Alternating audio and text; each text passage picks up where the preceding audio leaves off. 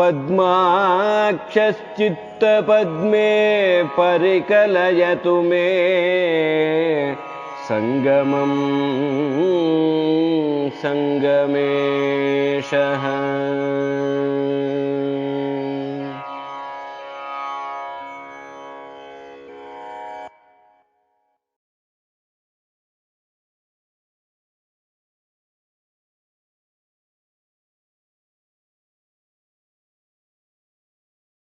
ഞാൻ നാരായണൻ കുട്ടലൂര്. വേദവിദ്യാർത്ഥികളായ ഞങ്ങൾക്ക് അങ്ങയുടെ വേദകാലത്തെക്കുറിച്ച് അറിയണമെന്നുണ്ട്, പറഞ്ഞു തരാമോ? പൂർവ പുണ്യം കൊണ്ട് ഋഗ്വേദം മുഴുവൻ അധ്യയനം ചെയ്യാനൊരു ഭാഗ്യമുണ്ടായി.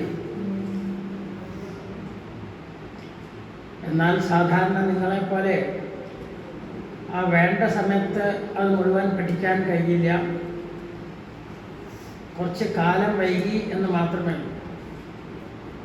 ഒരു 16 വയസ്സ് ആയതിനു ശേഷമാണ് പഠിച്ചത്. എങ്കിലും സാധാരണക്കാർ പഠിക്കുന്ന പോലെ എന്നെക്കാൾ എത്രയോ പ്രായം കുറഞ്ഞ് 8-10 വയസ്സായിട്ടുള്ള കുട്ടികളോടൊപ്പം തന്നെ ഇരുന്ന് പഴയ രീതിയിൽ എങ്ങനെ പഠിക്കണോ അതുപോലെ ശ്രദ്ധിച്ച് തന്നെയാണ് അത് പഠിച്ചത്. പക്ഷേ 16 വയസ്സെന്ന് പറയുമ്പോൾ സംഹിതയൊക്കെ കഴിഞ്ഞ് കൂടുതൽ ശാസ്ത്രങ്ങളൊക്കെ പഠിക്കേണ്ട സമയമാണ്. ആ സമയത്ത് തുടങ്ങിയുള്ളൂ എന്നുള്ള കാരണം കുറച്ചൊക്കെ നമുക്ക് വിഷമങ്ങളൊക്കെ ഉണ്ടായിട്ടുണ്ട് പഠിക്കാനും ഒക്കെ. കാരണം കുട്ടിക്കാലത്താവുമ്പോൾ അതിൽ മാത്രം നമുക്ക് ശ്രദ്ധിക്കാൻ പറ്റും. കൂടുതൽ പ്രായമാകുമ്പോഴേക്കും പല വിഷയങ്ങളിലും മനസ്സ് പോകും. അതിൻ്റേതായിട്ടുള്ള ചെറിയ പോരായ്മ വന്നിട്ടെങ്കിലും മുഴുവൻ പഠിക്കാനും വേദത്തിൻ്റെ വികൃതി ഋഗ്വേദത്തിലാകുമ്പോൾ ജടാരഥ മുതലായിട്ടുള്ളതൊക്കെ അതിന് വലിയ സമർത്ഥനായില്ലെങ്കിലും എല്ലാം കടവല്ലൂരൊക്കെ ഉള്ള പരീക്ഷകളിലൊക്കെ പങ്കെടുക്കാനും അതിൽ ഇപ്പം നിങ്ങളിവിടെ വിജയോത്സവം ആഘോഷിക്കുന്ന പോലെ വിജയം നേടാനും കഴിഞ്ഞിട്ടുണ്ട് എന്നുള്ള വലിയൊരു ഭാഗ്യമായിട്ട് കരുതുന്നു. നിങ്ങൾക്ക് കാലേ തന്നെ അത് പഠിക്കാൻ കിട്ടിയ അവസരം പാഴാക്കാതെ നല്ല പോലെ ഹൃദയസ്ഥമാക്കി വിദ്വാൻ സർവത്ര പൂജ്യത എന്നാണ്. നമ്മൾ എവിടെ ചെന്നാലും നമുക്ക് എന്തെങ്കിലും ഒരു വിഷയത്തിൽ അറിവുണ്ടോ നമുക്കാണ് വലിയ സ്ഥാനം കിട്ടും. സ്വദേശേ പൂജ്യതേ രാജ. ഒരു രാജ്യത്തെ രാജാവാണെങ്കിൽ അവിടെയുള്ള പ്രജകളൊക്കെ ഗംഭീരമായിട്ട് പൂജിക്കും. അന്യദേശത്തെത്തിയാൽ സ്ഥാനങ്ങളൊന്നുമില്ല. പക്ഷെ ഒരു പണ്ഡിതനാണോ എവിടെ ചെന്നാലും അവർക്ക് സ്ഥാനം. നിങ്ങൾ വേദം നല്ലോണം നിങ്ങൾക്ക് ഹൃദയസ്ഥമാണോ, സംസ്കൃതമെല്ലാം അറിയോ, ഏത് രാജ്യത്ത് ചെന്നാലും നിങ്ങൾക്ക് അതിൻ്റേതായിട്ടുള്ള മഹത്വമുണ്ട്. നിങ്ങൾക്ക് വലിയ സ്ഥാനം കിട്ടും. അതുകൊണ്ട് വിദ്യാഭ്യാസ കാലം ഗുരുക്കന്മാർ പറഞ്ഞു തരുന്നത് വളരെ ശ്രദ്ധിച്ച് നിങ്ങൾ പഠിക്കണം. അത് നല്ലൊരു അനുഭവമാവും നിങ്ങൾക്ക് എന്ന് പ്രത്യേകം എൻ്റെ ഒരു അനുഭവം വച്ച് പറയാണ്. അത് പഠിച്ച കാരണം കുറച്ച് പ്രായമായിട്ടാണെങ്കിൽ പഠിച്ച കാരണം പിന്നെ അവിടുന്ന് ഇന്ന് വരെ ഈ സ്ഥാനത്ത് പോലും എത്തിയത് ആ വേദപഠനം കൊണ്ടാണെന്ന് പറയാം. അങ്ങനെ വിശ്വസിക്കുകയാണ്. എല്ലാവർക്കും വേദപഠനം കൊണ്ട് എല്ലാ ശ്രേയസ്സും ഉണ്ടാകട്ടെ എന്ന് പ്രാർത്ഥിക്കുന്നു. ഞാൻ വരുൺ അണിമംഗലം. അങ്ങേക്ക് വേദപഠനത്തോടൊപ്പം തന്നെ സംസ്കൃത പഠനവും നടത്താൻ സാധിച്ചു. അങ്ങയുടെ സംസ്കൃത പഠനത്തെക്കുറിച്ച് പറയുമോ? വേദം ശുദ്ധ സംസ്കൃതത്തിലാവുക കാരണം അതിൻ്റെ ഒരു ഭാഗം തന്നെയാണ് സംസ്കൃത പഠനം. വെറും വേദം മാത്രമാണ് പഠിച്ചതെങ്കിൽ അത് വേണ്ട പോലെ ആ സ്വരത്തോടും വളരെ നിഷ്കർഷയായിട്ട് ചൊല്ലിക്കൊണ്ടിരിക്കണില്ലെങ്കിൽ കുറച്ച് ദിവസം കഴിയുമ്പോൾ പല സംശയങ്ങളും വരും. വിസർഗമുണ്ടോ ഇല്ലയോ, പല സംശയങ്ങൾക്കും. എന്നാൽ അതിനൊക്കെ ഒരു വലിയൊരു പരിഹാരമാണ് സംസ്കൃതത്തിൻ്റെ അറിവ്. പല പല സംശയങ്ങളും നമുക്ക് തീരും, പല തെറ്റുകളും നമുക്ക് വരില്ല. സംസ്കൃതം പഠിച്ച ആൾക്ക് വളരെയധികം തെറ്റുകൾ ഒഴിവായിട്ടുണ്ട്. മറ്റേത് ഓർമ്മ വയ്ക്കാനായിട്ട് പല പല താന്തങ്ങൾ എന്ന് പറയും. വിസർഗമുണ്ടോ ഇല്ലയോ എന്നൊക്കെ അറിയാനായിട്ട് താന്തങ്ങൾ എന്ന പേരിലൊക്കെ പല പുസ്തകങ്ങളുമുണ്ട് ഓർമ്മ വയ്ക്കാൻ വേണ്ടി. എന്നാൽ സംസ്കൃതം നല്ലോണം പഠിച്ച ആളാണെങ്കിൽ ആ സംശയങ്ങളൊന്നും ഉണ്ടാവില്ല. വളരെയധികം നമുക്ക് വേദത്തിൻ്റെ ശുദ്ധമായ സംരക്ഷണത്തിന് നമുക്ക് വലിയ ഉപകാരമാണ് സംസ്കൃത പഠനം. മാത്രമല്ല, ബാക്കി എന്ത് പഠിക്കാനും നമുക്ക് എന്തെങ്കിലും മലയാള ഭാഷയാണെങ്കിൽ തന്നെ തെറ്റുകൂടാതെ നമുക്ക് ഉപയോഗിക്കണമെങ്കിൽ സംസ്കൃതം അറിഞ്ഞാലേ ശരിയായിട്ട് പറ്റും. എല്ലാ ഭാഷാസു മുഖ്യ മധുര ദിവ്യ ഗീർവാണ ഭാരതി. ഗീർവാണന്മാരുടെ ഭാരതി, ഭാരതി എന്ന് പറഞ്ഞാൽ ഭാഷ, ഗീർവാണന്മാരെന്ന് പറഞ്ഞാൽ ദേവന്മാർ. ആ ദേവഭാഷ പഠിച്ചാൽ വേദത്തിൻ്റെ ആ പഠനത്തിന് വളരെയധികം ഒരു ശുദ്ധി കൂടും. നമുക്ക് കൂടുതൽ വേദാർത്ഥം നമ്മുടെ ഉള്ളിൽ തന്നെ പ്രകാശിക്കും. അങ്ങനെയൊക്കെയുള്ള വിശേഷമുണ്ട്. അതൊക്കെ മുഴുവൻ പറഞ്ഞ് ഫലിപ്പിക്കാൻ പറ്റില്ല. പഠിച്ചു വരുമ്പോഴാണ് നമുക്കത് മനസ്സിലാവുക എന്ന് മാത്രം ഇപ്പം അതിനെക്കുറിച്ചുകൂടെ പറയും. ഞാൻ സാകേത്, വൈലാശ്ശേരി കിഴക്കടുത്ത്. അങ്ങ് സാമ്പ്രദായിക രീതിയിൽ വേദാന്തവും പഠിച്ചിട്ടുണ്ടെന്ന് കേട്ടിട്ടുണ്ട്. ആരായിരുന്നു ഗുരുനാഥൻ? വേദ അംഗങ്ങൾ മുഴുവൻ പഠിച്ചിട്ടില്ല. പക്ഷെ ഛന്ദസ്സും അതുപോലെ തന്നെ വ്യാകരണവും ഇതൊക്കെ അത്യാവശ്യമായിട്ട്, പിന്നെ സ്വരത്തെക്കുറിച്ചുള്ള സ്വരപ്രക്രിയ ഇതൊക്കെ വ്യാകരണത്തിൽ വരുന്നതാണ്. അതിനെക്കുറിച്ച് സാമാന്യമായിട്ട് ഒന്ന് പഠിച്ചിട്ടുണ്ട് എന്ന് മാത്രമേ ഉള്ളൂ. അത് വലിയ വേദവും അറിയും സംസ്കൃതത്തിലും പണ്ഡിതനായിട്ടുള്ള കിളിമംഗലത്ത് കൃഷ്ണൻ നമ്പൂതിരിപ്പാടിൻ്റെ അടുക്കൽ നിന്നാണ് ഈ വേദഭാഗങ്ങളും വേദത്തിൻ്റെ വ്യാകരണവും മറ്റ് കാവ്യപഠനവും എല്ലാം തന്നെ അദ്ദേഹത്തിൻ്റെ കാലത്താണ്. അത് കാവ്യപഠനാദികളാണ് സംഹിതാപാഠ സമയത്തുണ്ടായത്. അതിനുശേഷം കോളേജിലൊക്കെ പഠിക്കുമ്പോഴാണ് വേദത്തിൻ്റെ സ്വരത്തെക്കുറിച്ചും അതിൻ്റെ വ്യാകരണവും നിയമങ്ങളൊക്കെ പഠിച്ചത്. പല ദിക്കിലും വാക്യാർത്ഥങ്ങളൊക്കെ പറയാനായിട്ട് തൃപ്പൂണിത്തുറ സഭയിലൊക്കെ അതിനെക്കുറിച്ച് വാക്യാർത്ഥങ്ങളൊക്കെ പറയാനൊക്കെ ഉപയോഗിച്ചിട്ടുണ്ട്. അപ്പോൾ അങ്ങനെയുള്ള കിളിമംഗലത്തെ നമ്പൂതിരിപ്പാടാണ് പ്രധാനമായിട്ട് സംസ്കൃതത്തിൻ്റെയും ആ വ്യാകരണത്തിൻ്റെ ഒക്കെ വിശേഷമായിട്ടുള്ള ആ ഗുരുനാഥൻ. അദ്ദേഹത്തിൻ്റെ അനുഗ്രഹം കൊണ്ട് അതിൻ്റെ ചെറിയൊരു ഭാഗം, സാമാന്യ ഭാഗം, ഒരു ശാസ്ത്രത്തിൻ്റെയും മുഴുവനായിട്ടുള്ള അറിവ് എത്രയോ പതിറ്റാണ്ടുകൾ വേണ്ടിയിരുന്നതാണ്. എന്നാൽ സാമാന്യമായിട്ട് ഒന്നറിയാനായിട്ട് കഴിഞ്ഞു. വലിയ ഭാഗ്യമായിട്ട് ഭഗവാന്റെ അനുഗ്രഹം കൊണ്ട്. ഞാൻ ഘനശ്യാം കാവനാണ്. അങ്ങ് സംസ്കൃത അധ്യാപകനാണെന്ന് കേട്ടിട്ടുണ്ട്. അധ്യാപക ജീവിതത്തിനെ കുറിച്ച് പറയാമോ? ഒരു 27 വർഷം അധ്യാപകനായിട്ടുണ്ടായി. 25 വർഷം തുടർച്ചയായിട്ട് ഒരു കോളേജിൽ ശ്രീരാമകൃഷ്ണ ആദർശ സംസ്കൃത വിദ്യാപീഠം പാല, പിന്നെ 2 വർഷം തന്ത്രവിദ്യാപീഠം ആലുവായിൽ അവിടെ ഉണ്ടായി. സാധാരണ കോളേജിൽ അല്ലെങ്കിൽ സ്കൂളുകളിലൊക്കെ പഠിപ്പിക്കാൻ പോകാൻ വളരെ താല്പര്യമുണ്ടായിരുന്നില്ല. കാരണം അടിസ്ഥാനപരമായിട്ടുള്ള ഒന്നും അവർ പഠിക്കാൻ അവരുടെ സിലബസിലുണ്ടാവില്ല.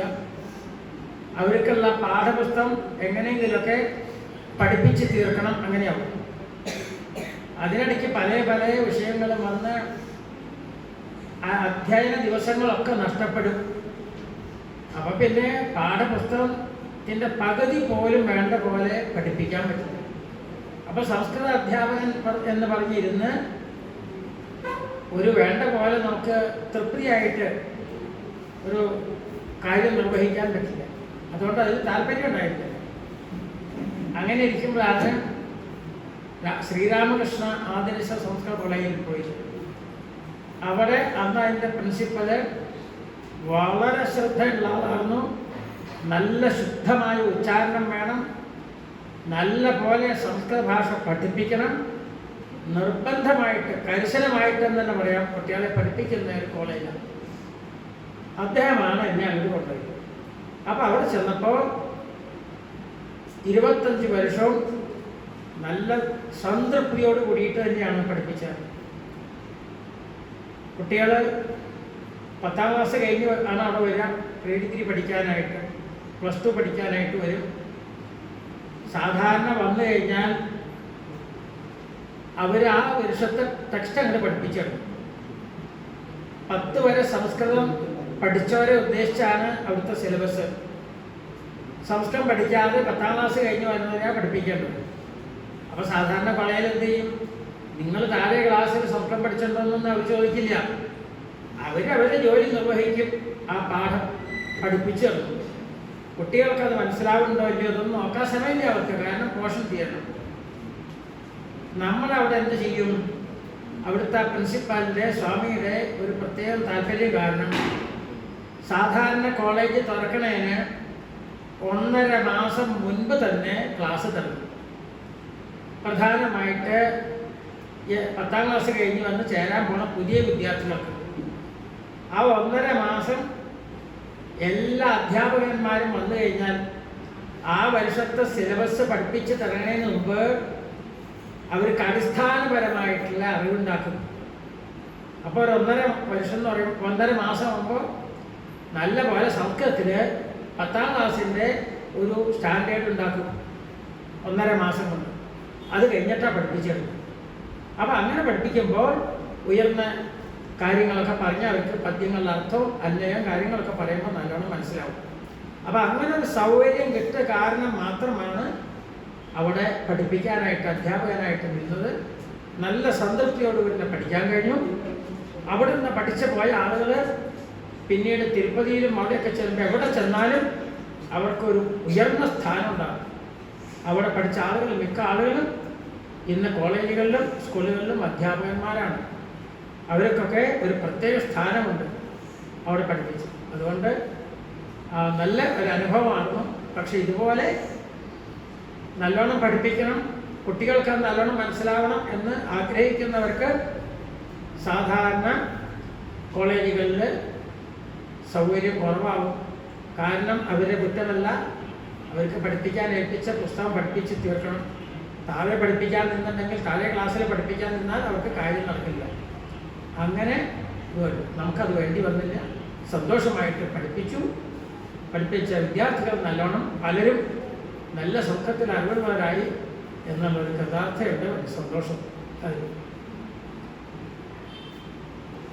ഞാൻ വിഷ്ണുമൂർത്തി, കണ്ണൂർ ജില്ലയിലെ വഴക്കുന്നമ്പലത്തിനടയ്ക്കാണ്.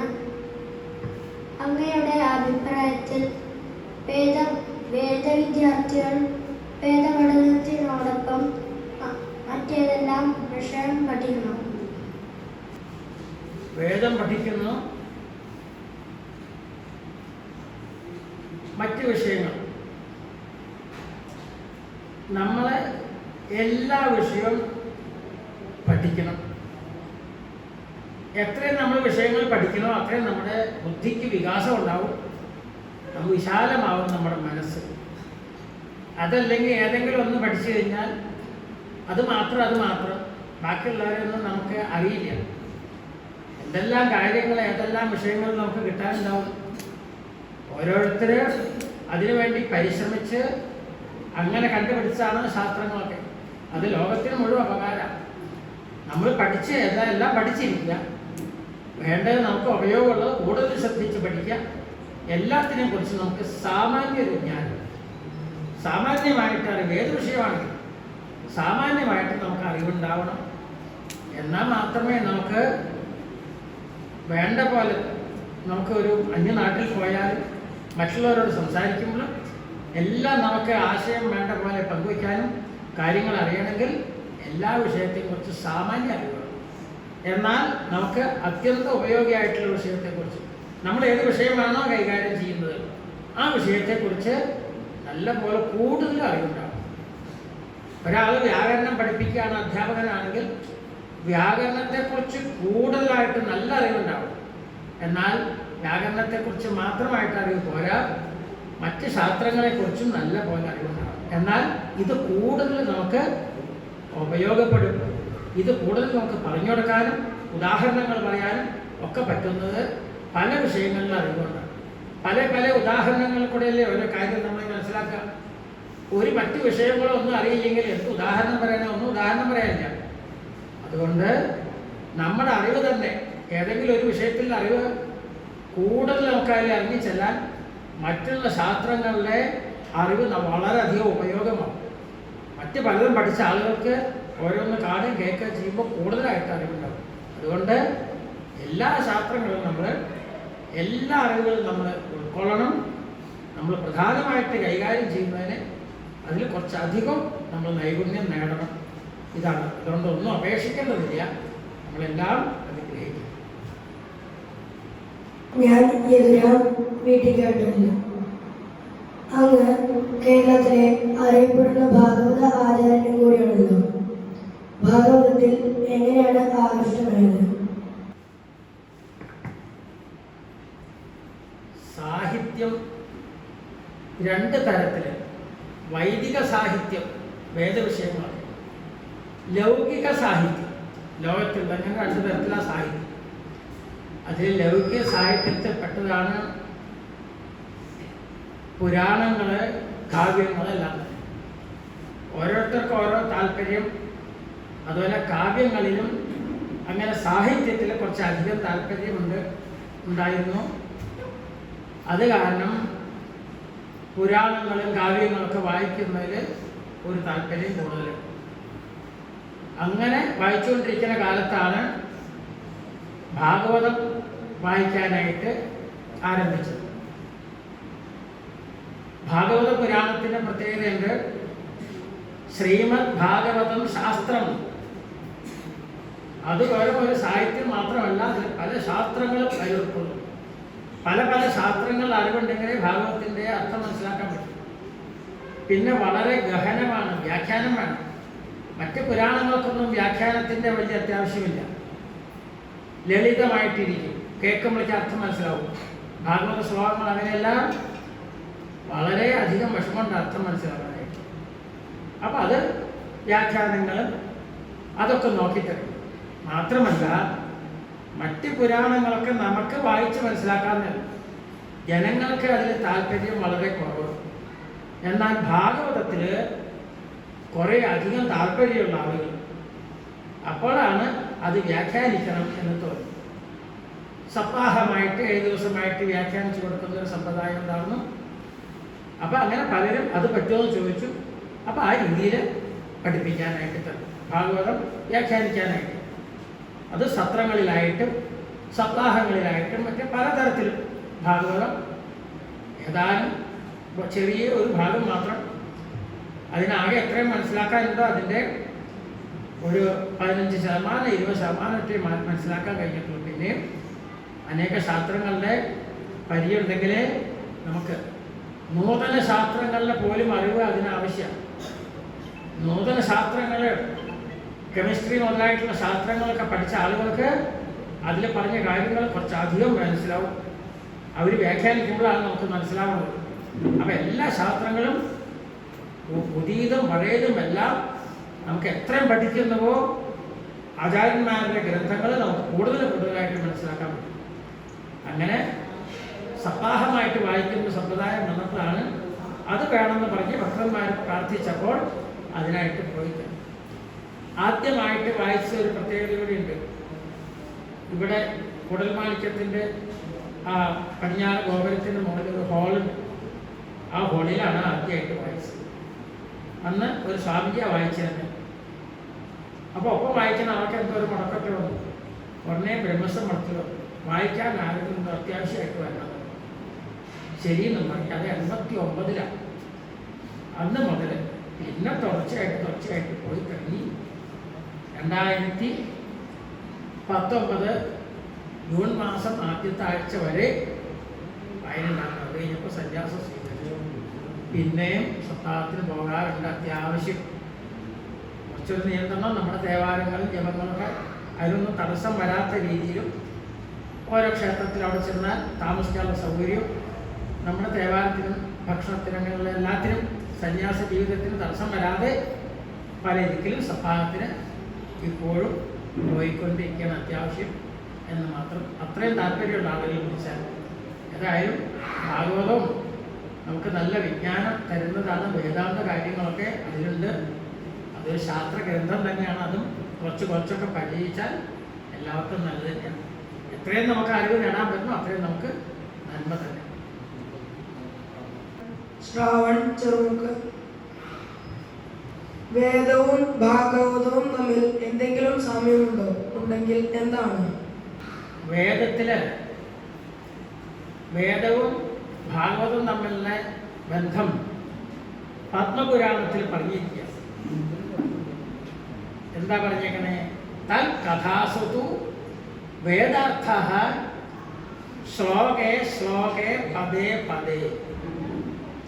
ഈ ഭാഗവതത്തിൽ വേദാർത്ഥമാണ് പറഞ്ഞിരിക്കുന്നത്. എവിടെ പറഞ്ഞിരിക്കുന്നു? ശ്ലോകേ ശ്ലോകേ. എന്താർത്ഥം? ഓരോ ശ്ലോകത്തിലും. ശ്ലോകത്തിൽ എന്ന് പറഞ്ഞാൽ ഓരോ ശ്ലോകത്തിലും മാത്രമാണോ? അല്ല, പദേ പദേ, ഓരോ പദത്തിൽ. എന്താണ് വേദാർത്ഥം? നമ്മൾ വേദാർത്ഥത്തിനെ കുറിച്ച് പലതും പറഞ്ഞു. ഇന്ന വിഷയങ്ങളാണ് വേദത്തിൽ പറഞ്ഞേക്കണേ. പലരും കുട്ടികൾ വന്ന് അഭിപ്രായം പറഞ്ഞു. പലരും 3, 4, 5 വാചകങ്ങളേ ഉള്ളൂ. പക്ഷെ പറഞ്ഞിട്ട് കാര്യമില്ല. അതൊക്കെ മഹത് വചനങ്ങൾ പോലെയുള്ളതാണ്. ഇതൊക്കെ കൂടി ചേർത്താൽ ചെറിയൊരു ഗ്രന്ഥമായി ജനങ്ങൾക്ക് ഉപകാരമായിട്ടുള്ള ഒരു ഗ്രന്ഥമായിട്ട് മാറും. നിങ്ങളെല്ലാം പറഞ്ഞ കാര്യങ്ങളൊക്കെ ഒന്നിച്ച് ചേർത്തിട്ടുണ്ടെങ്കിൽ അത് ചേർത്ത് സൂക്ഷിക്കേണ്ടതാണ്. സാധാരണക്കാർക്ക് അത് വായിക്കാൻ അറിയാൻ ഉള്ള പല കാര്യങ്ങളും അതിലുണ്ട്. എപ്പോഴും ചുരുക്കി പറയുമ്പോഴാണ് അതിൽ കാര്യങ്ങളുണ്ടാവുക. കുറേ പറഞ്ഞു കഴിയുമ്പോൾ ഒക്കെ വേണ്ടാത്തതാണ്. ചുരുക്കി പറഞ്ഞാൽ അതാണ്. ചുരുക്കി പറഞ്ഞിട്ടുണ്ടെങ്കിൽ നമ്മൾ ചുരുക്കി പറയുമ്പോഴാണ് വേണ്ടത് മാത്രമേ അതിലുണ്ടാവും. വാഗ്മീത എന്ന് പറഞ്ഞാണല്ലോ മിതഞ്ച സാരഞ്ച വചോഹി വാഗ്മീത. എന്താ വാഗ്മീത എന്ന് പറഞ്ഞാൽ? നല്ല വാഗ്മി എന്ന് പറഞ്ഞാൽ ആരാ? ചുരുക്കി വേണ്ട കാര്യം മാത്രം പറയുന്നതാണ്. സാധാരണക്കാരങ്ങനെയല്ല ധരിച്ചിരുന്നത്. വാഗ്മി എന്ന് പറഞ്ഞാൽ അങ്ങനെ നിർത്താതെ കുറേ പറയുന്ന ആൾ. അങ്ങനെയുള്ള ആളല്ല വാഗ്മി. മിതഞ്ച സാരഞ്ച വചോഹി വാഗ്മിത. മിതവും കുറച്ച് അക്ഷരങ്ങളെ കൊണ്ട് കൂടുതൽ അർത്ഥങ്ങൾ ഉൾക്കൊള്ളുന്ന കാര്യങ്ങൾ പറയുക. നിങ്ങളുടെ വാക്കുകൾ, കുട്ടികളോട് പറഞ്ഞ വാക്കുകൾ അങ്ങനെയുള്ളതാണ്. ആകെ വേദത്തിൻ്റെ ഒരു സാമാന്യ ബോധം ഉണ്ടാവാൻ ആ പറഞ്ഞ വാക്കുകളെല്ലാം കൂടി ഒന്നിച്ച് ചേർത്ത് എല്ലാവരും ധരിക്കേണ്ടതാണ്. അത് കുറച്ചും കൂടി അതിൽ കൂടുതൽ ചേർത്തുണ്ടെങ്കിൽ നല്ലൊരു വിജ്ഞാനപ്രദമായിട്ടുള്ള ഒരു ഗ്രന്ഥമായിട്ട് മാറും. ഈ വിജയോത്സവം നിങ്ങളെല്ലാം പറഞ്ഞതിനെ ഒന്നിച്ച് ചേർത്ത് ഒക്കെ ഒന്ന് സമാഹരിച്ച് വയ്ക്കേണ്ടതാണെന്ന് കൂടി ഞാൻ ഈ സമയത്ത് പറയാൻ ആഗ്രഹിക്കുകയാണ്. വേദാർത്ഥമാണെന്ന് പറഞ്ഞല്ലോ. എന്താ വേദാർത്ഥം? ആത്യന്തികമായിട്ട് ഇന്നത് ചെയ്യണം, ഇന്നത് ചെയ്യരുത്. ഇതാണ് വേദത്തിൻ്റെ പൊരുൾ. അതല്ലേ അറിയണ്ടോ? എന്താ മനുഷ്യൻ ചെയ്യേണ്ടത്, എന്താ ചെയ്യേണ്ടത്? ഇതാണ് എല്ലാത്തിൻ്റെയും കൂടി ഒരു സാരസംഗ്രഹം. വിധി നിഷേധം. നല്ല നല്ല കഥാപാത്രങ്ങളെ അവതരിപ്പിച്ച് ഇതുപോലെ വേണം നിങ്ങൾ ചെയ്യാൻ എന്നുദാഹരിക്കും. നീച്ച കഥാപാത്രങ്ങളെ കാണിച്ചു തന്നിട്ട് ഇതുപോലെ ആവരുതെന്ന് പഠിക്കണം. രാമാധിപർ വർത്തിതവ്യം നതു രാവണാധിപർ.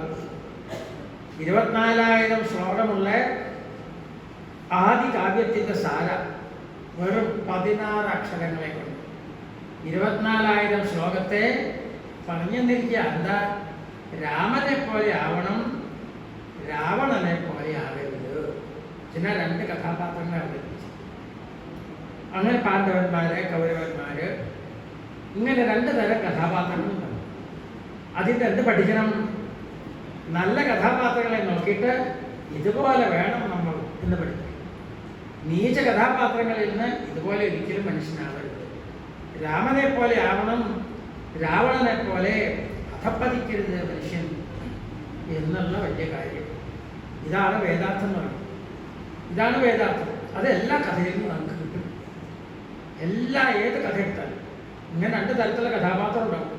ഒരു നല്ല മാതൃകാ പുരുഷനുണ്ടാവും, ഒരിക്കലും സ്വീകരിക്കാൻ കൊള്ളാത്ത ഒരു നീച്ച കഥാപാത്രമുണ്ട്. അതിന് ഈ 2 കാര്യം നമ്മളെ പഠിപ്പിക്കാനാണ്. ഇതുപോലെ ആദേയം അതുപോലെ തന്നെ ഹേയം, ഉപേക്ഷിക്കേണ്ടതും സ്വീകരിക്കേണ്ടതായിട്ടുള്ള കാര്യങ്ങൾ. ഞാൻ പത്മനാഭൻ, നെടുമ്പള്ളിത്തറനല്ലൂർ. വേദവും വേദാംഗങ്ങളും ഈ കാലഘട്ടത്തിൽ പൂർണ്ണമായും പഠിക്കുക സാധ്യമാണ്.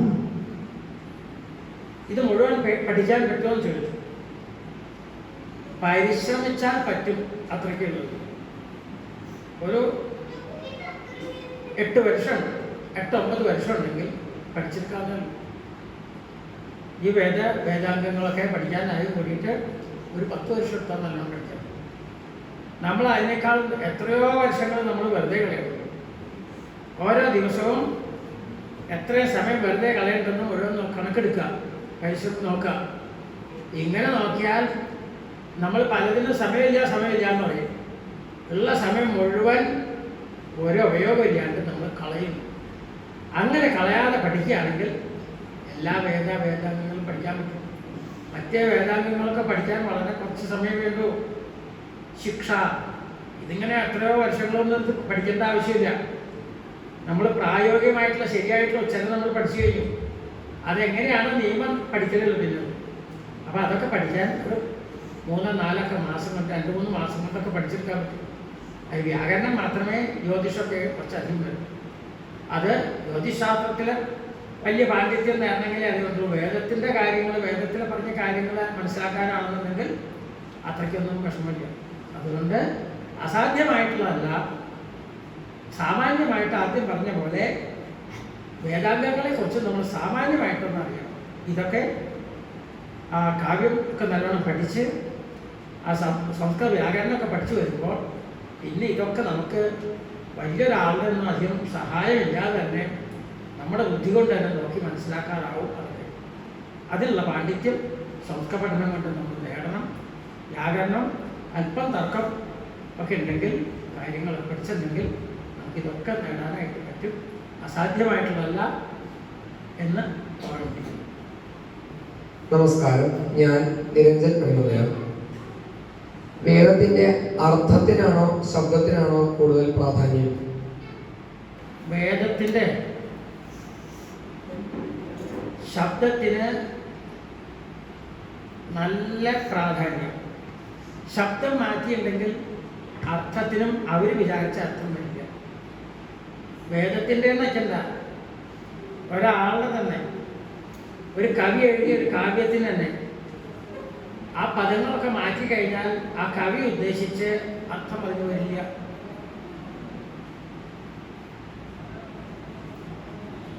കാളിദാസന്റെ ഒരു ഉദാഹരണം പറയാറുണ്ട്.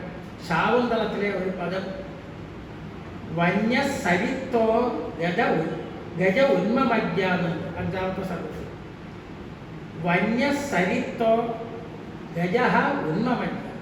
വന്യ ഗജ ഒരു കാട്ടാന, സരിത്ത ഉന്മമജ്ഞ ഒരു സരിത്തിൽ നിന്ന്, ഒരു ജലാശയത്തിൽ നിന്ന് ഉയർന്നു എന്നാണ്. അപ്പോൾ ആളുകൾ പറഞ്ഞു സരിത എന്ന് പറഞ്ഞാൽ സരിത എന്നുള്ളതിൻ്റെ പഞ്ചമി സരിത എന്ന് പറഞ്ഞാൽ ഇവിടെ സരിത്ത എന്നാക്കി. എന്താ അത്? അപ്പോൾ അത് വേറൊരു രൂപമായി, പഞ്ചമി അല്ല, അത് തസിലെന്ന് പറയും. തസിൽ പ്രത്യാന്തായിട്ടുള്ള ശബ്ദം. അപ്പോൾ സരിത്ത എന്ന് വേണ്ട, സരിത എന്ന് പറയുന്നുണ്ടെങ്കിൽ ഒന്ന് മാറ്റുക. ആ ഒരു പദം ഒന്ന് മാറ്റി. ഒരു കവി വായിച്ചപ്പോൾ തോന്നിയില്ല കാളിദാസൻ്റെ അത് ശരിയായില്ല. സരിത എന്ന് പറയണ്ടേ സരിത്ത എന്ന് പറഞ്ഞു മാറ്റി. ആ പദം മാറ്റിയപ്പോൾ മറ്റ് പദങ്ങളായിട്ട് നല്ല യോജിപ്പിക്കുകയാണ്. ഒരു പദം മാറ്റാൻ ഉദ്ദേശിച്ചുള്ളൂ. പക്ഷെ ആ പദം മാറ്റി ആൾ വേറെ പദം വെച്ചപ്പോൾ ആൾക്ക് തന്നെ തോന്നി ആ മറ്റേ അടുത്തുള്ള പദം ശരിയല്ല, അതും കൂടി മാറ്റാം. ആ പദം മാറ്റി കഴിഞ്ഞപ്പോൾ ആ പദം വെച്ചാൽ അവിടെ അലങ്കാരമൊക്കെ ശരിയാവും. അപ്പോൾ അലങ്കാരം ഒന്ന് മാറിപ്പോയി. അപ്പോൾ അത് നിന്നപ്പോൾ വേറെ പദം മാറ്റി. അങ്ങനെ ചുരുക്കം പറഞ്ഞ കുറച്ച് കാലം കൊണ്ട് എന്തായി, ആ പദ്യങ്ങൾ നല്ല തൃപ്തിയായി വേണമെങ്കിൽ എല്ലാ പദവും മാറ്റണം. കാളിദാസന്റെ കവിതത്തെ ആ പദ്യത്തിലെ എല്ലാ പദവും ഈ കവി മാറ്റി. പുതിയൊരു ശ്ലോകം ഉണ്ടായപ്പോൾ എന്താണെന്ന് വെച്ചാൽ പ്രശ്നം, അതിൻ്റെ മുൻപിലുള്ള ശ്ലോകവും പിന്നത്തെ ശ്ലോകവും തമ്മിലൊരു യോജിപ്പോയി. അതിന് മുമ്പിലുള്ള ശ്ലോകം ഇതുവരെ തമ്മിലൊരു ഇണക്കം വന്നു. അതിൽ തലങ്കാലം അതിൻ്റെ രീതി ഒക്കെ മാറി. എന്നാൽ അതുകൂടി മാറ്റാം. അപ്പോൾ ഇതിന് മുമ്പിലത്തെ ശ്ലോകം മാറ്റി, പിന്നെ ഒരു ശ്ലോകം, ശേഷമുള്ള ശ്ലോകം മാറ്റി. അപ്പം ഈ മാറ്റം തോറും എന്തായി, അതിൻ്റെ അടുത്തുള്ള ഒന്നും യോജിക്കാതെ പോകും. അങ്ങനെ 2 ദിവസം കൊണ്ട് എന്ത് ചെയ്തു, ആ സർഗം അങ്ങനെ മാറ്റി. രഘുവംശത്തിലെ ഒരു സർഗം മുഴുവൻ മാറ്റി. ഇത് കവിതയുള്ള ആളാണ്, നല്ല കവിയാണ്, മുഴുവൻ അങ്ങനെ മാറ്റി. അപ്പം അടുത്ത സർഗങ്ങളിലേക്ക് ഇത് ബാധിച്ചു. അങ്ങനെ ഒരു കൊല്ലം പ്രയത്നിച്ചിരുന്ന് ശാകുന്തളത്തെ എന്നാൽ രഘുവംശത്തെ ഒന്ന് ആകെ മാറ്റി.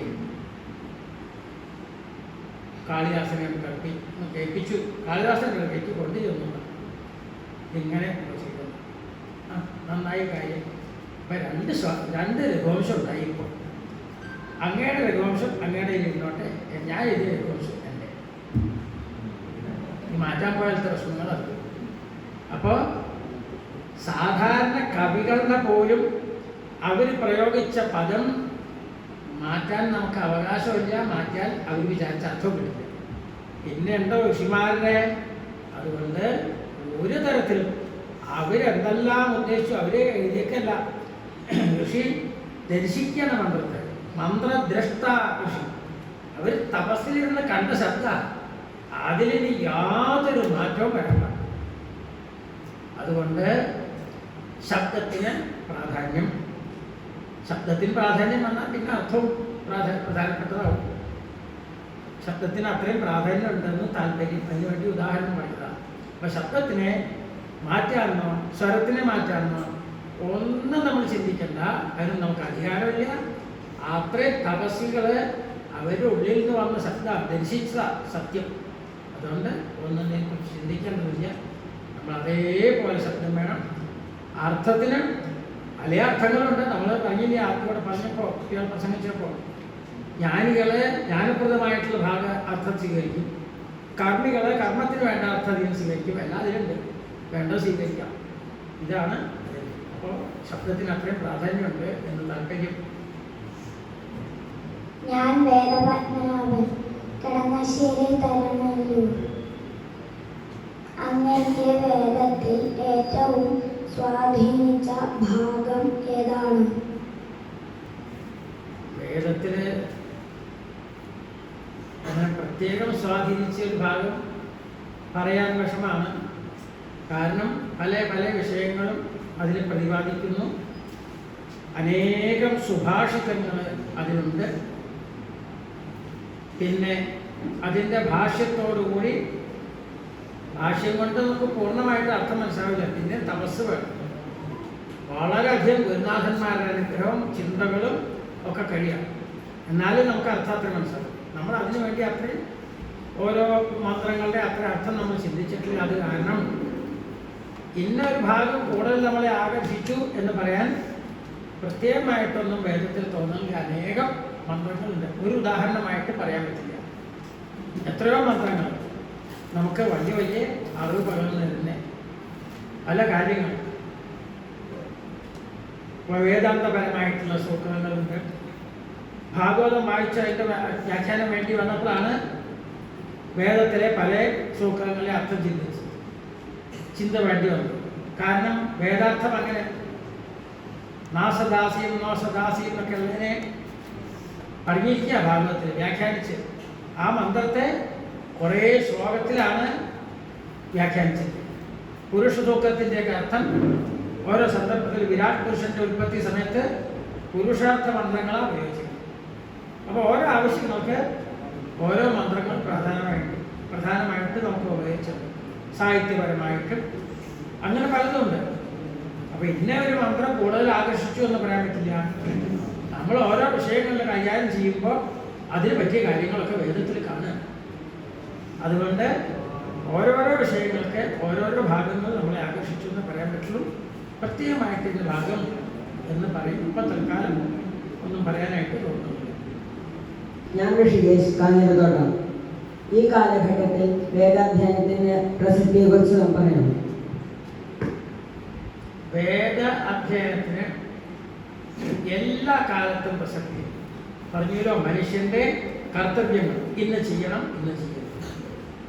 മനുഷ്യരാശി ഈ ഭൂമിയിലുള്ളിടത്തോളം കാലം വേദാധ്യയനത്തിന് പ്രാധാന്യം, ശാസ്ത്രാധ്യയനത്തിന് പ്രാധാന്യം. ഏത് ശാസ്ത്രം അത് നമുക്ക് വേണം മനുഷ്യനെ മനുഷ്യനാക്കാണ്. മനുഷ്യനെ ആലസ്യം ഒക്കെ ഇല്ലാതാക്കി നല്ല ഉത്സാഹശീലരാക്കി തീർക്കാനാണ് എല്ലാ വേദത്തിലും പറയുന്നത്. യജ്ഞങ്ങളൊക്കെ അതിലുള്ളതാണ്. ആൾക്കാർ അലസന്മാരായിട്ടിരിക്കും. അപ്പം എന്ത് ചെയ്യും? അവർ ഉത്സാഹം ഉണ്ടാക്കണം അവർക്ക്. അപ്പം സ്വർഗകാമോ യജേതാന്ന്, നിങ്ങൾക്ക് സ്വർഗം വേണം എന്നാൽ യജ്ഞം ചെയ്യണം. ആൾക്കാരോട് ദാനാദികൾ ചെയ്യൂ, മറ്റുള്ളവർക്കൊക്കെ ദാനം ചെയ്യൂ, അവർക്കൊക്കെ അന്നദാനം ചെയ്യൂ, മറ്റേ ചെയ്യൂ എന്ന് പറഞ്ഞാൽ ചെയ്യില്ല. അവരെ ചെയ്യിപ്പിക്കണം. എന്താ വഴി? അപ്പം അതിനാണ് വേദമന്ത്രങ്ങൾ. നിങ്ങൾ യജ്ഞം ചെയ്യൂ എന്ന് പറഞ്ഞാൽ വെറുതെ യജ്ഞം ചെയ്യില്ല. എന്താ കാരണം? എന്ത് കിട്ടും? യജ്ഞം ചെയ്തിട്ട് എന്താ പ്രയോജനം എന്ന ആളുകൾ ചിന്തിക്കും. അപ്പം അവരോട് പറയണേ, നിങ്ങൾക്ക് സ്വർഗം കിട്ടും. അവിടെ കൽപ്പവൃക്ഷമുണ്ട്, കാമധേനുണ്ട്, ഇതെല്ലാം അവിടെ.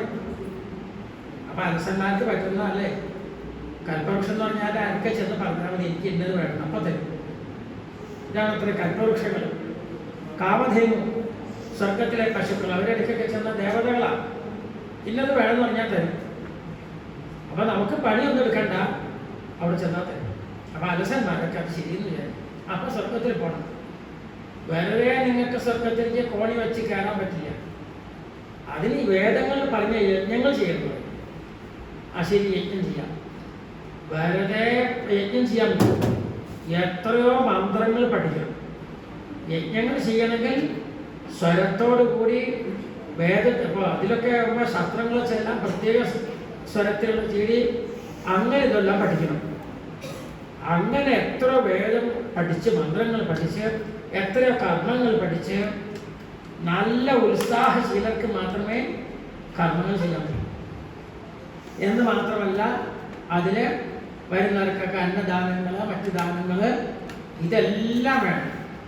ഇതിലെന്തെങ്കിലും കുറവ് വന്നാൽ സ്വർഗം കിട്ടില്ല. പിന്നെ അപ്പം മറ്റുള്ളവർക്ക് കൊടുക്കാൻ, ദാനാദികൾ ചെയ്യാൻ, അതുപോലെ തന്നെ എല്ലാ തരത്തിലും ആലസ്യവും ഇതൊക്കെ ഇല്ലാതാവും യജ്ഞം ചെയ്യണം. ഇങ്ങനെ അലസന്മാർക്കൊന്നും ഉണ്ടാവില്ല. അലസന്മാർക്ക് യാതൊന്നും ഉണ്ടാവില്ല. അലസസ്യ കുതോ വിദ്യ, എവിടെ പഠിപ്പ്, എവിടെ ധനം, അലസലൊന്നും ഉണ്ടാവില്ല. അപ്പം ആലസ്യം കളയാൻ എന്ത് ചെയ്തു? യജ്ഞം ചെയ്യാൻ പറ്റും. അപ്പം അനേക മന്ത്രങ്ങൾ പഠിക്കണം. പിന്നെ എത്ര ആൾക്കാർ കൂടിച്ചേർന്ന് നല്ല സ്നേഹത്തോടു കൂടി ഒരേ മനസ്സോടുകൂടി ചെയ്യണം, എന്നാലേ യജ്ഞം ചെയ്യാൻ പറ്റും. അപ്പോൾ മറ്റുള്ളവർക്ക് എന്തെങ്കിലും കൊടുക്കാനുള്ള ഒരു മടി ഇല്ലാതാവും. നല്ല ദാനശീലം വരും. തമ്മിൽ ഒന്നിച്ചു ചേർന്ന് പ്രവർത്തിക്കാറാവും. ഇങ്ങനെയൊക്കെ ഉദ്ദേശിച്ചുകൊണ്ടാണ് വേദങ്ങളിൽ ഓരോ കർമ്മങ്ങൾ ചെയ്യാൻ പറ്റും. അപ്പോൾ മനുഷ്യനെ എല്ലാ കാലത്തും ഉയർത്തുന്നതാണ് വേദാധ്യയനം, വേദശാസ്ത്ര അധ്യയനം. അതിന് കാലദേശങ്ങളൊന്നുമില്ല, എല്ലാവർക്കും. അതുകൊണ്ട് എല്ലാ കാലത്തേക്കും ഉപയോഗമുള്ളതാണ്. നമ്മുടെ ബുദ്ധിയുടെ വികാസം അങ്ങനെ തുടങ്ങി എല്ലാം കൊണ്ടും മനുഷ്യനെ ഉയർത്തുന്നതാണ്, ഉയർന്ന പദവിയിലേക്ക് എത്തിക്കുന്നതാണ് വേദാധ്യയനം. അതുകൊണ്ട് എല്ലാ കാലത്തും സർവ മനുഷ്യരും ദേശകാല അതീതമാണ് വേദ അധ്യയനത്തിൻ്റെ പ്രസക്തി എന്ന് മാത്രം ഓർമ്മിക്കുന്നു. ഞാൻ ആദിത്യൻ കാവനാട്. കലികാലത്തിൽ വേദോപാസനയ്ക്കാണോ, സ്തോത്രങ്ങൾക്കാണോ, നാമജപത്തിനാണോ, അതോ പുരാണങ്ങൾക്കാണോ കൂടുതൽ പ്രാധാന്യം? വേദ അധ്യയനം എന്ന് പറഞ്ഞാൽ സ്തോത്രമൊക്കെ അതിൽ തന്നെ പെടും. എത്രയോ സ്തുതികൾ, ഋഗ്വേദം മുഴുവൻ സ്തുതികളാണ്. മറ്റേ യജുർവേദത്തിലാകുമ്പോൾ ശ്രീരുദ്രം മുതലായിട്ടുണ്ട്. ഇതൊക്കെ അപ്പോൾ സ്തുതികൾ, സ്തോത്രം ഒക്കെ വേദ അധ്യയനം കൊണ്ട് തന്നെ. ഋക്ക് എന്നുള്ള വാക്കിന് തന്നെ സ്തുതി എന്നാണ്. കുറിച്ച് സ്തുതവും എന്നാണ്. ഋക്ക് എന്ന് പറഞ്ഞാൽ സ്തുതി എന്നർത്ഥം. ഋഗ്വേദം എന്ന് പറഞ്ഞാൽ അധികം സ്തുതി പ്രധാനമാണ്. അതുകൊണ്ട് പിന്നെ യജ്ഞങ്ങളൊക്കെ നമുക്ക് അതിൽ പറഞ്ഞ പോലെ മുഴുവൻ കാര്യങ്ങളൊക്കെ ചെയ്യാൻ പറ്റിയെന്ന് വരില്ല. പക്ഷേ എന്തിനാണ് യജ്ഞം ചെയ്യാൻ പറ്റിയതെന്ന് ആദ്യം അനുസ്മരിച്ചുല്ലോ. നമ്മളെ ഉയർത്തി കൊണ്ടുവരാനാണ്. സമൂഹത്തിൽ എല്ലാവരും ഒന്നായിട്ട് കണ്ടുകൊണ്ട് നമ്മൾ സന്തോഷമായിട്ട് ഒരു സാഹോദര്യത്തോടു കൂടി ജീവിക്കാനാണ് അത് പഠിപ്പിക്കുന്നത്. അപ്പോൾ അതൊക്കെ കാര്യം മനസ്സിലാക്കി കഴിഞ്ഞാൽ യജ്ഞം എന്ന് പറഞ്ഞാൽ ഒരു ഈശ്വര ആരാധനയാണ്. നമ്മൾ ചെയ്യുന്നതൊക്കെ ഒരു ഈശ്വര സമർപ്പണമായിട്ട് ചെയ്യുന്നത് തന്നെ യജ്ഞം. അതാണ് ഉദ്ദേശിച്ചത്. അതുകൊണ്ട് വേദത്തിൽ പറഞ്ഞ് ആ യജ്ഞങ്ങളും ഒക്കെ യഥാശക്തി ചെയ്യുക. പിന്നെ വേദത്തിൽ പറഞ്ഞ പോലെ നമ്മൾ വേണ്ട പോലെ ചെയ്യാൻ പറ്റിയെന്ന് വരില്ല. അതൊക്കെ പരിഹരിക്കാനാണ് ഒരു പുരാണത്തിൽ പറയും. കൃതയുഗത്തിലൊക്കെ തപസ് കൊണ്ടും പ്രേതായുഗമാകുമ്പോൾ യജ്ഞങ്ങളെ കൊണ്ടും ദ്വാപരയുഗത്തിൽ പൂജാവിധികളെ കൊണ്ടും നാമകീർത്തനങ്ങളെ കൊണ്ട് കലികാലത്തിൽ എന്ന് പറയും.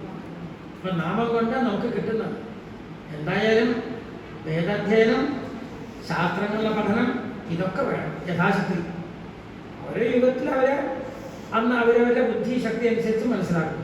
ഏതായാലും അതൊക്കെ നമ്മൾ ചെയ്യണം. നാമം ഉച്ചാരണം എളുപ്പമായിട്ടുള്ള ഒരു മനഃശുദ്ധിക്ക് നല്ലതാണ്.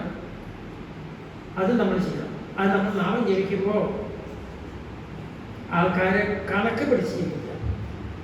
എങ്ങനെ കണക്ക് പിടിക്കണം? മനസ്സുകൊണ്ട്. അപ്പോൾ മനസ്സിന് നല്ല ഏകാഗ്രത കിട്ടാറാവും. വെറുതെ കൈകൊണ്ട് കണക്ക് പിടിച്ചെന്നെങ്കിൽ മനസ്സുകൊണ്ട് വല്ല ചിന്തകളും. നമ്മളൊരു 108 പഞ്ചാക്ഷരം ജപിക്കുകയാണെങ്കിൽ മനസ്സുകൊണ്ട് 1, 2 കണക്ക് പിടിക്കുക. അപ്പോൾ മനസ്സിനെ നമ്മൾ നിയന്ത്രിച്ച് നിർത്താറാവും. അത് എല്ലാ പഠനങ്ങൾക്കും എല്ലാ കാര്യങ്ങൾക്കും നമുക്ക് ഉപയോഗമാകും.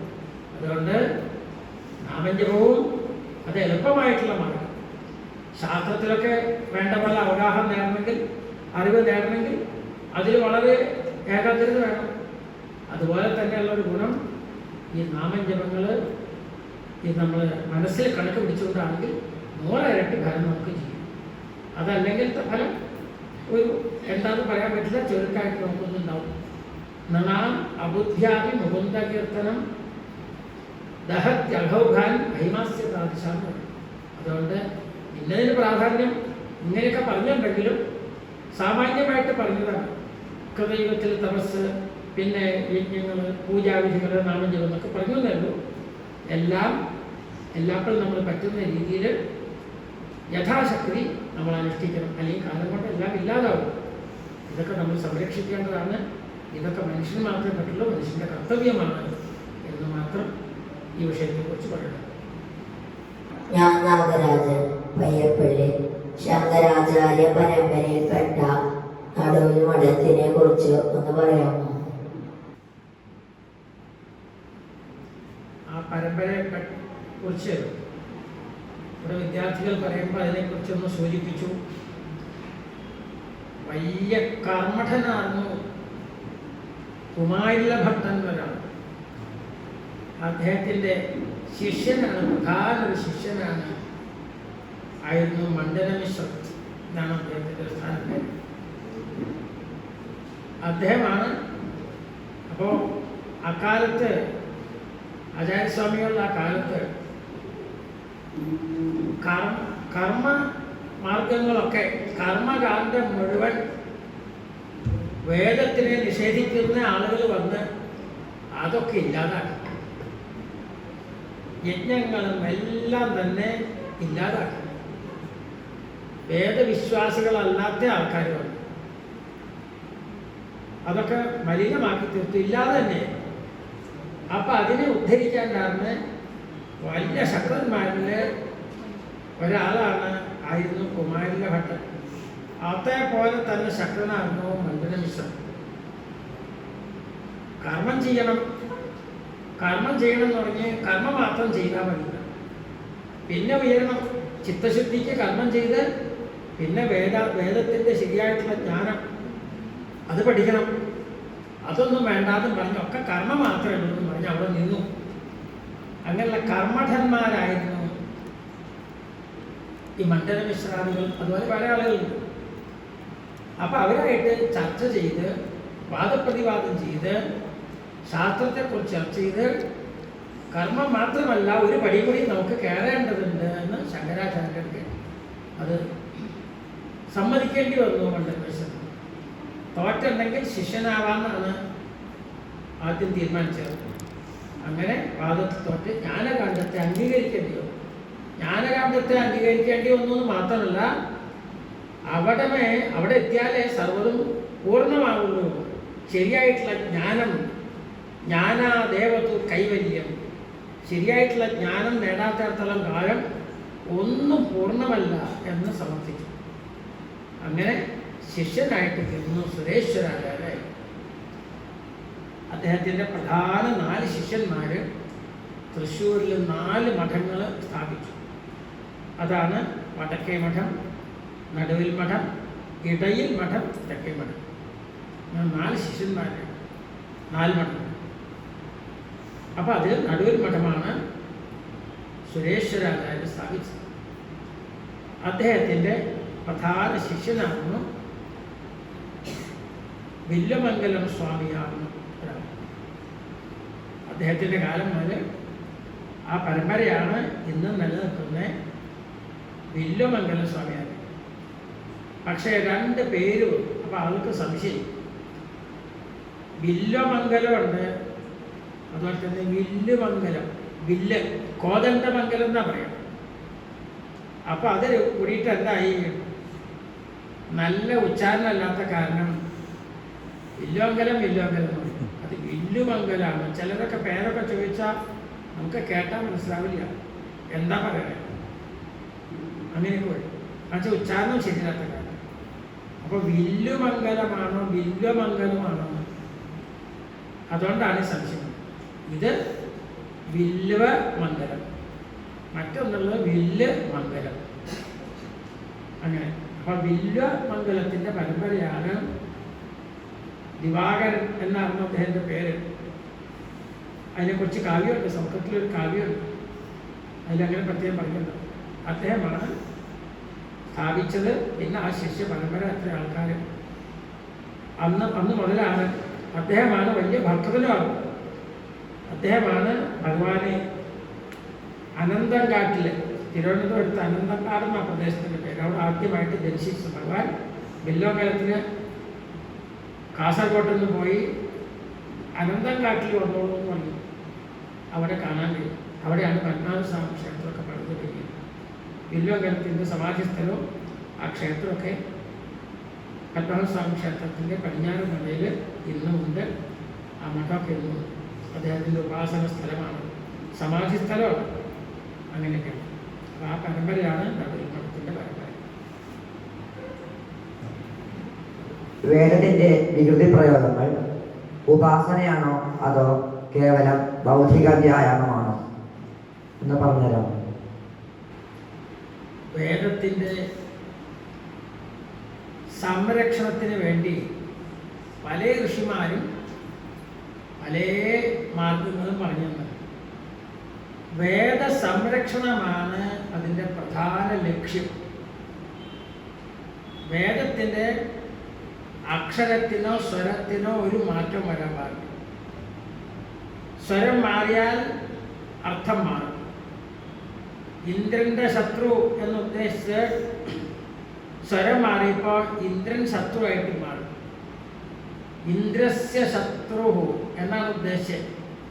സ്വരം മാറിയപ്പോൾ ഇന്ദ്രഃ ശത്രു യസ്യ എന്ന് ബഹുപ്രീഹി സമാസമാണ്. അന്യപദാർത്ഥ പ്രധാനം. ഇതാണ് ഇന്ദ്രൻ്റെ ശത്രു എന്ന് ഉച്ചരിച്ചു, സ്വരം മാറിയപ്പോൾ ഇന്ദ്രൻ ശത്രുന്നായി മാറി, സമാസം മാറി. അപ്പം ഇങ്ങനെയൊക്കെ സ്വരം മാറിയാലും, അപ്പോൾ സ്വരത്തിലും മാറ്റം വരാൻ പാടില്ല, അക്ഷരത്തിലും മാറ്റം വരാൻ പാടില്ല. ഇത് രണ്ടും നിലനിൽക്കണമെങ്കിൽ എന്ത് വേണം? തന്നെത്താനും ശരി പോകുമ്പോൾ കുറെ കഴിയുമ്പോൾ സംശയം വരും. അപ്പോഴാണ് വേദവികൃതികൾ. അപ്പം ജഡാരഥ മുതലായിട്ടുള്ളത് മേപ്പോട്ട് ചെല്ല, കിഴപ്പോട്ട് ചെല്ല, അങ്ങനെയൊക്കെ തന്നെ. അപ്പം അങ്ങനെ വരുമ്പോൾ എന്തുണ്ട്? പദപാഠം ചൊല്ലി, പദപാഠം കഴിഞ്ഞു, വികൃതികളെ കണ്ടിച്ചു. കുറെ കഴിയുമ്പോൾ നമുക്ക് ഇതിലെ വള്ളി പുള്ളി ഒരക്ഷരം പോലെ യാതൊരു സംശയമില്ല. പലതരത്തിൽ കഴിയും. ഒരു പദ്യം നമ്മൾ വെറുതെ പഠിച്ചു വെച്ചു, അതിൽ പല സംശയം ഉണ്ടാവാം.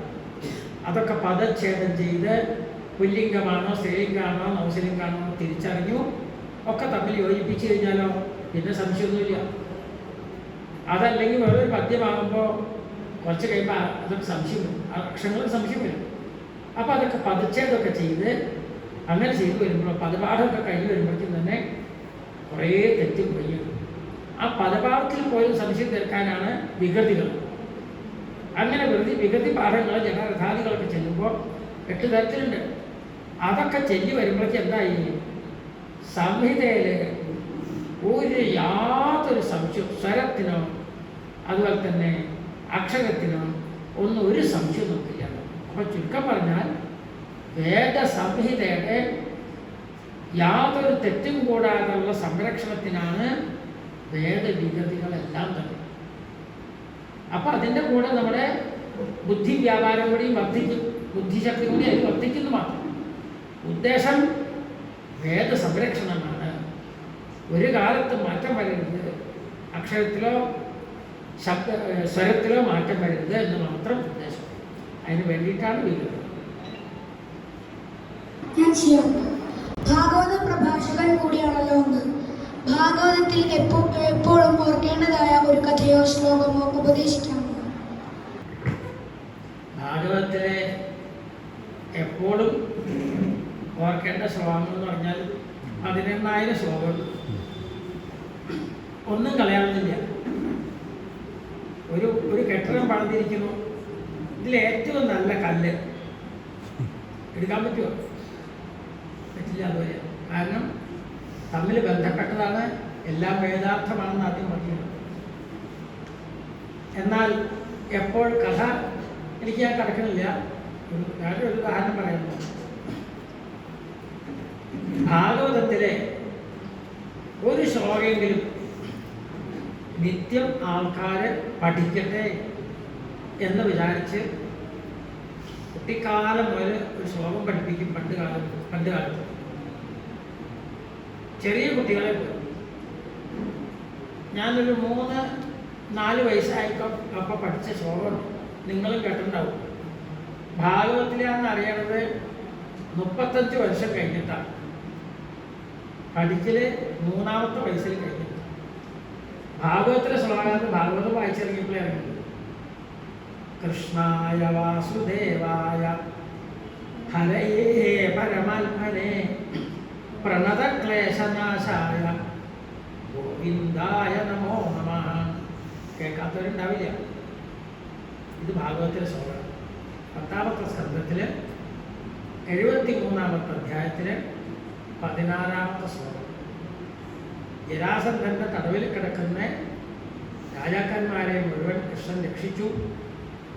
രക്ഷിച്ച കൃഷ്ണനെ കണ്ടപ്പോൾ അവർ പാടി സ്തുതിച്ച സ്തോത്രങ്ങളിൽ, സ്തുതികളിൽ ഒരു മന്ത്രമാണ് ഈ മന്ത്രം. ഭാഗവത്തിലാന്ന് പലർക്കും അറിയില്ലെങ്കിൽ ഈ മന്ത്രം അറിയുണ്ടാവും, ഈ ശ്ലോകം എല്ലാവർക്കും അറിയുണ്ടാവും. പക്ഷെ ഭാഗവത്തിലാന്ന് അറിയും. അത് ഭാഗവതം വായിച്ച് കേൾക്കുമ്പോഴോ സപ്താഹങ്ങൾക്ക് പോകുമ്പോഴോ വായിച്ച് ഭാഗവതം വായിച്ചിറങ്ങിയപ്പോഴാണ് ഇത് ഭാഗവത്തിലെ ശ്ലോകമാണെന്ന് പിന്നീട് മനസ്സിലായി. അതുകൊണ്ട് കഥ ഉദാഹരിക്കാൻ നിൽക്കുന്നില്ല, പക്ഷെ ഇതൊരു പ്രധാന ശ്ലോകമാണ്. ഭഗവാനെ നമസ്കരിക്കാനുള്ള മന്ത്രങ്ങളിൽ ഒരു വിശേഷം. ഇതല്ലെങ്കിൽ ഇതുപോലത്തെ വേറൊരു മന്ത്രമുണ്ട്. കൃഷ്ണായ വാസുദേവായ ദേവകീ നന്ദനായ ച നന്ദഗോപകുമാരായ ഗോവിന്ദായ നമോ ഇത് കുന്തിസ്തുതിയിലെ 1-ാം സ്കന്ധം 8-ാം അധ്യായത്തിലെ 21-ാമത്തെ ശ്ലോകമാവും. ഇങ്ങനെ പല മന്ത്രങ്ങളിലും ഇങ്ങനെ എത്രയുണ്ട്. ഇതൊക്കെ ഭാഗവതത്തിൻ്റെ പ്രാധാന്യത്തെ സൂചിപ്പിക്കുന്നു. കുട്ടിക്കാലം മുതൽ പഠിപ്പിക്കാറുണ്ട്. ഭാഗവത്തിലാണ് പലരും ചിലപ്പോൾ ഇപ്പം തന്നെയുള്ള ആളുകൾ ഭാഗവതം കേൾക്കാത്ത ആളുകളാണെങ്കിൽ ഇത് കേൾക്കുമ്പോഴാണ് നമ്മളത് മനസ്സിലാക്കുന്നത് എന്ന് മാത്രം ഈ വിഷയത്തെക്കുറിച്ച് അനുസ്മരിച്ചു. വേദാന്തിയായ അങ്ങ് ഗീതയിലെ ഒരു ശ്ലോകം അർത്ഥസഹിതം പറഞ്ഞു തരാമോ? ഗീതാശ്ലോകങ്ങൾക്ക് അത് ഉപനിഷത്താണ്, മന്ത്രങ്ങളാണ്. എല്ലാ ഭഗവാന്റെ വാക്കുകളും. അപ്പം ഈ ഭാഗവത്തിൽ പറഞ്ഞ കൂട്ടത്തിൽ 700 ശ്ലോകവും ഉപദേശിക്കേണ്ടി വരും. ഇന്ന ശ്ലോകത്തിന് പ്രാധാന്യം പറയാൻ പറ്റില്ല. ഒന്ന് നോക്കുമ്പോൾ അതാ ഏറ്റവും പ്രധാനപ്പെട്ടത് തോന്നും, വേറെ ഒന്ന് നോക്കുമ്പോൾ അതാണ്. ഇതിൽ പ്രാധാന്യം കുറഞ്ഞ ശ്ലോകം എന്ന് പറഞ്ഞാൽ ആദ്യ ഭാഗത്തിൽ കുറച്ച് ശ്ലോകങ്ങളാണ് പ്രാധാന്യം കുറഞ്ഞത്. എന്താ കാരണം? അതിൽ വേറെ വലിയ ഉപദേശങ്ങളല്ല, ആ സന്ദർഭം വർണ്ണിക്കണം. ബ്രഹ്മക്ഷേത്ര കുരുക്ഷേത്രം എന്ന് പറഞ്ഞാൽ അവിടെ യുദ്ധത്തിൽ ആൾക്കാരൊക്കെ വന്നു ചേർന്നു. ആരൊക്കെയാണ് വന്നു ചേർന്ന്, ഏതെല്ലാം രാജാക്കന്മാരാണ്, ആരൊക്കെയാണ് അവരവരുടെ ശംഖ് വിളിച്ചത്, ഇങ്ങനെയൊക്കെയാണ് പറയണം. അപ്പം അത്ര വലിയ പ്രാധാന്യം കൊടുക്കേണ്ടതില്ല. പിന്നെ ഉപദേശം തരുന്നതാണ് ആചാര്യസ്വാമികൾ പ്രധാനമായിട്ട് ഭാഷ്യം ചെയ്തൊരു ഗ്രന്ഥമാണല്ലോ ഗീതാഭാഷ്യം.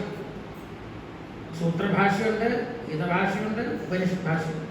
3 ഭാഷ്യങ്ങളാണ് പ്രധാനമായിട്ട് ആചാര്യസ്വാമികൾ. അതിൽ തിരഞ്ഞുമ്പോൾ ഈ ആദ്യത്തെ ശ്ലോകങ്ങൾക്കൊന്നും ഭാഷയില്ല. അശോച്യാനശോചനസ്ത്വം എന്നുള്ള ഉപദേശം പോലുള്ള ഭഗവാന്റെ വാക്ക് പോലെ വ്യാഖ്യാനമുള്ളൂ, ഭാഷയുള്ളൂ. ബാക്കിയെല്ലാം ഒരേപോലെ പ്രാധാന്യമുള്ളതാണ്. എങ്കിലും ഭഗവാൻ ഒന്ന് പറയേണ്ടത് നമുക്ക്, അത് ഏറ്റവും പ്രധാനപ്പെട്ടതെന്ന അർത്ഥത്തിൽ അത് ഞാൻ പറയുന്നത്. ഒരു ശ്ലോകം പറയണോ? സർവധർമാൻ പരിത്യജ്യ മാമേകം ശരണം വ്രജ അഹം ത്വാ സർവപാപേഭ്യോ മോക്ഷയിഷ്യാമി മാ ശുചഃ. മറ്റെല്ലാം വിട്ട് ഭഗവാൻ മാത്രം ശരണമെന്ന് പൂർണ്ണമായിട്ട് വിശ്വസിക്കുകയാണെങ്കിൽ, എന്നെ ശരണം പ്രാപിച്ചാൽ അവരെ ഞാൻ രക്ഷിച്ചോളാം. സർവപാപേഭ്യ, എല്ലാത്തരം വിഷമങ്ങളിൽ നിന്ന് രക്ഷിച്ചോളാം. മാ ശുചഃ, ദുഃഖിക്കേണ്ടതാണ്. ഇത് പറയാൻ എന്താ കാരണം എന്ന് പറഞ്ഞാൽ, എല്ലാ അവതാര പുരുഷന്മാരും ഇങ്ങനെ പറഞ്ഞിട്ടുണ്ട്. ശ്രീരാമൻ ആയിട്ട് അവതരിച്ചപ്പോൾ പറഞ്ഞു ഇതുപോലെ. ഭഗവാൻ പറഞ്ഞു, സർവധർമാൻ പരിത്യജ്യ മാമേകം ശരണം വ്രജ അഹം ത്വാ സർവപാപേഭ്യോ മോക്ഷയിഷ്യാമി മാ ശുചഃ. എല്ലാം വിട്ട് എന്നെ ശരണം പ്രാപിച്ചോളൂ, എല്ലാ വിഷമങ്ങളിൽ നിന്നും ഞാൻ രക്ഷിച്ചോളാം. ഭഗവാന്റെ ഒരു പ്രതിജ്ഞയാണ് ഈ ലോകത്തിലുള്ള. ഭഗവാന്റെ ഒരു വലിയ പ്രതിജ്ഞ ശ്രീരാമനായിട്ട് അവതരിച്ചു പറഞ്ഞു. സഹൃദേവ പ്രപന്നായ തവാസ്മീതി ചയാചതേ അഭയം സർവഭൂതേഭ്യോ ദദാമ്യേതത് വ്രതം മമ. വിഭീഷണൻ ഭഗവാനെ ശരണം പ്രാപിച്ചു. രാവണന്റെ സഹോദരനായിട്ടുള്ള വിഭീഷണൻ രാവണന്റെ അടുക്ക നിന്നു. അതേവരെയൊക്കെ സാരം പറഞ്ഞു, സീതയെ തിരിച്ചേൽപ്പിക്കൂ, അങ്ങ് ചെയ്യുന്നത് അധർമ്മമാണ് എന്ന് പറഞ്ഞപ്പോൾ വിഭീഷണനെ നിഗ്രഹിക്കാൻ പുറപ്പെട്ടു, കൊല്ലാൻ പുറപ്പെട്ടു. അവസാനം വരെ അവിടെ പിടിച്ചു നിന്നും പറ്റാതായി വിട്ടുപോകുകയാണ്. സർവാത്മനാ ചെന്ന് ശ്രീരാമൻ്റെ ഭാഗത്ത് നമസ്കരിച്ചു, ശരണം പ്രാപിച്ചു. അപ്പോൾ അവിടെ വലിയ ചിന്ത, നീതിശാസ്ത്രപരമായിട്ടുള്ള ആരെയൊക്കെ സ്വീകരിക്കാൻ പറഞ്ഞു. യുദ്ധം തുടങ്ങി ഇത്രയായിട്ടുള്ള സമയത്ത് യുദ്ധം ഉറപ്പായി ശത്രുക്കളെല്ലാം തയ്യാറായിട്ട് നിൽക്കുമ്പോൾ ശത്രുപക്ഷത്തു നിന്ന് ഒരാൾ വന്നിട്ട് ഞാൻ അങ്ങയുടെ അടുക്ക് നിൽക്കാമെന്ന് പറഞ്ഞാൽ നമ്മളെ വഞ്ചിക്കാനാവും, സ്വീകരിക്കണ്ട എന്ന് അവിടെ വലിയ ചർച്ച. ആൾക്കാർ പറയുന്ന അഭിപ്രായം, എല്ലാവരും അഭിപ്രായം കേട്ടു. ശ്രീരാമൻ എല്ലാവരും അഭിപ്രായം കേട്ടിട്ട് പറയാണ്. അവരെയൊക്കെ എന്താണ് അവരുടെ അഭിപ്രായം എന്നറിയാൻ ശ്രീരാമൻ അവരെ കൊണ്ട് ചോദിച്ചതാണ്. ഹനുമാനിൻ്റെ എല്ലാവരും ഉണ്ട്, വാനൻ്റെ പ്രമുഖന്മാർ. ഇങ്ങനെ വന്നിരിക്കണോ, സ്വീകരിക്കണോ? ഞാൻ നിങ്ങളൊക്കെ മന്ത്രി ശ്രേഷ്ഠന്മാരല്ലേ, പറഞ്ഞു തരും. പലരും പറഞ്ഞു സ്വീകരിക്കാൻ പാടില്ല, നമ്മളെ വഞ്ചിക്കാനാണ്, ശത്രുപക്ഷത്തിൽ നിന്ന് വന്നവനാണ് എന്നൊക്കെ പറഞ്ഞു.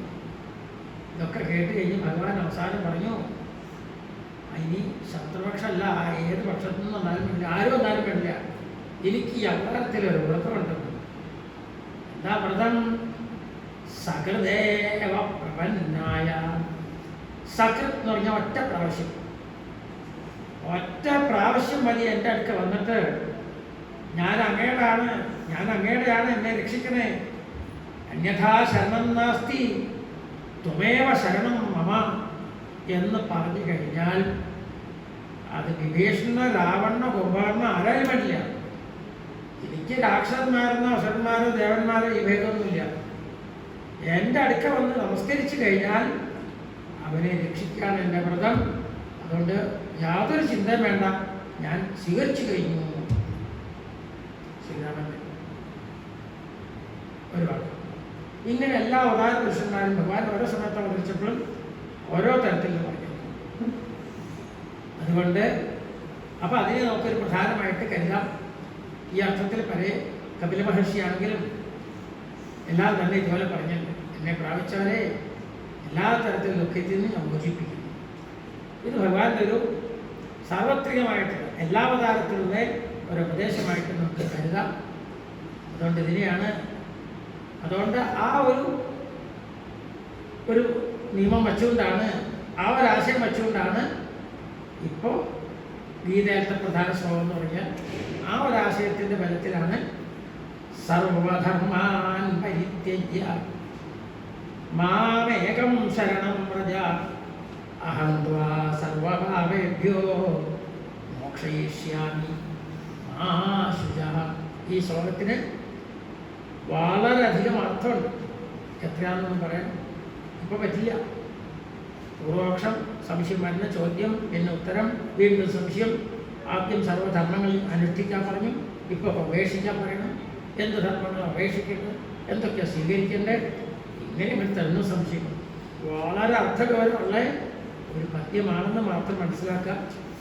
പിന്നെ നമുക്കൊരു സന്ദർഭം കിട്ടുമ്പോൾ അതിൻ്റെ കഥകൾ, അതിൻ്റെ ചർച്ചയൊക്കെ നമുക്കിപ്പോൾ കേട്ടാൽ എന്താണെന്ന് മനസ്സിലാക്കില്ല. ആ രീതിയിലാണ് അതിൻ്റെ ചർച്ചകൾ, വലിയ വലിയ ഗഹനമായിട്ടുള്ളതാണ്. അപ്പം നമ്മളതിനെ അത്ര ഗഹനമായിട്ടുള്ളതിനെ നമുക്കിപ്പോൾ ചർച്ച ചെയ്യേണ്ട ഈ സന്ദർഭത്തിൽ നമുക്ക് ചർച്ച ചെയ്യാമെന്ന് മാത്രം പറയണം. ഏത് ശ്ലോകം എടുത്താലും പ്രധാനപ്പെട്ട ശ്ലോകം എന്ന് പറഞ്ഞാൽ ആർക്കും നിഷേധിക്കാനും പറ്റില്ല ഭഗവത്ഗീതയിൽ. അങ്ങനെ ഒരു മാത്രം പറയണം. ഇത്രയും നേരം മധുരമായ വാക്കുകളും അനുഭവങ്ങളും കഥകളും നമുക്ക് പകർന്നു തന്ന ഈ വേദി ധന്യമാക്കിയ പൂജനീയ അച്യുതഭാരതി സ്വാമികൾക്ക് ഞങ്ങളുടെ പേരിൽ നന്ദി രേഖപ്പെടുത്തും.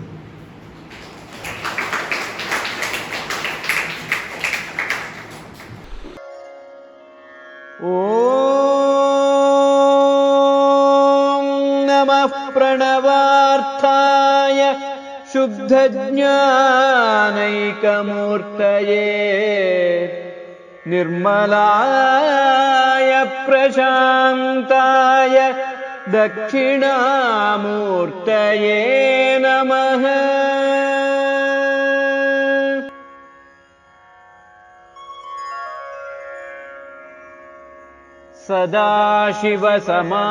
സദാശിവസമാരംഭാം ശങ്കരാചാര്യമധ്യമാം അസ്മദാചാര്യപര്യന്താം വന്ദേ ഗുരുപരംപരാം വന്ദേ ഗുരുപരംപരാം